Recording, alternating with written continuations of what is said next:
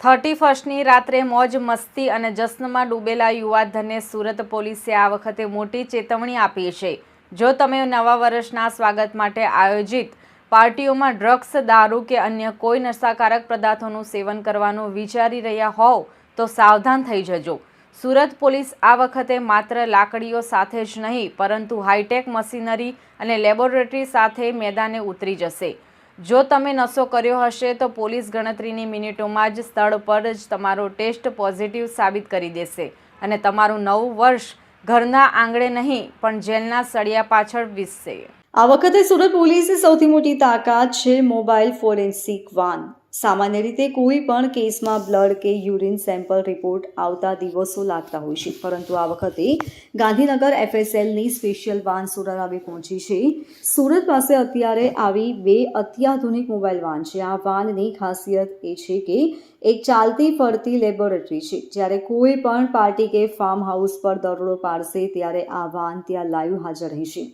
શંકાસ્પદ વ્યક્તિના સેમ્પલ લઈને આ વાનમાં રહેલા મશીનો દ્વારા તુરંત તપાસ કરવામાં આવશે।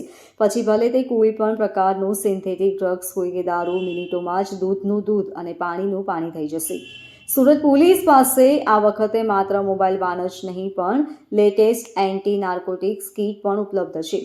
Surat special operation group SOG અને ક્રાઇમ બ્રાન્ચના કીટ સાથે સજ્જ છે।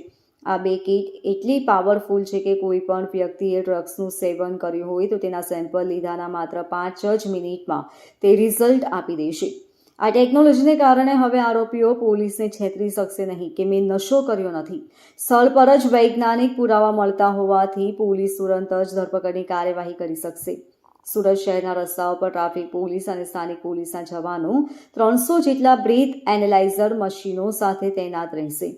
ખાસ કરીને વેસુ, પીપલોદ, અડાજણ અને ડુમસ જેવા વિસ્તારોમાં જ્યાં પાર્ટીઓનું પ્રમાણ વધુ હોય છે ત્યાં દરેક શંકાસ્પદ વાહન ચાલકની તપાસ કરવામાં આવશે।